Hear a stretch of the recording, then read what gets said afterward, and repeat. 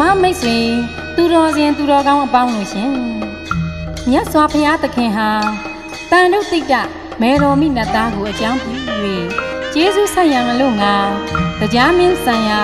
တာဝရိန်သားမှပန်နုကပလာမြတ်ကြောက်ဖြာထက်တွင်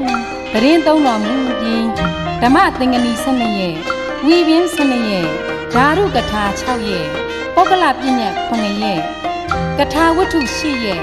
ရမိုက်20ရက်ပဋ္ဌာန်း25ရက်ရက်ပေါင်း90ဝါရင်း3လပတ်လုံးအဘိဓမ္မာတရားတော်ဟောကြားတော်မူပြီးလူပြည်တိမ်ကတ္တနဂုမြို့ရဲ့တကားဝကိုတရားလက်ရယမလက်ဝဲခြံရံပြီးရွှေဆောင်တန်းငွေဆောင်တန်းတို့လေဗရမ ्या ဆောင်တန်းမှာဖျားရှင်ပြန်ကြွတော်မူခဲ့ပါလေအဲ့ဒီနေ့ဟာသတင်းကြလာပြီးနေ့ညချမ်းအဘိဓမ္မာခါတော်နေ့ဖြစ်ပါတယ်ရှင်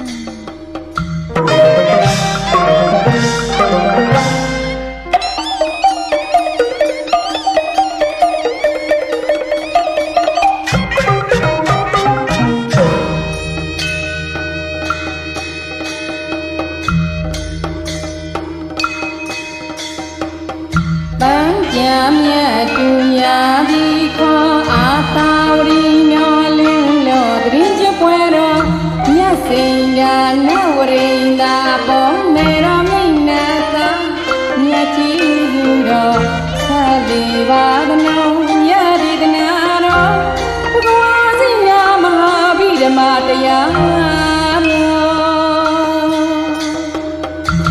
တ်မြမပေါင်းခါညောင်းတိုင်ကလော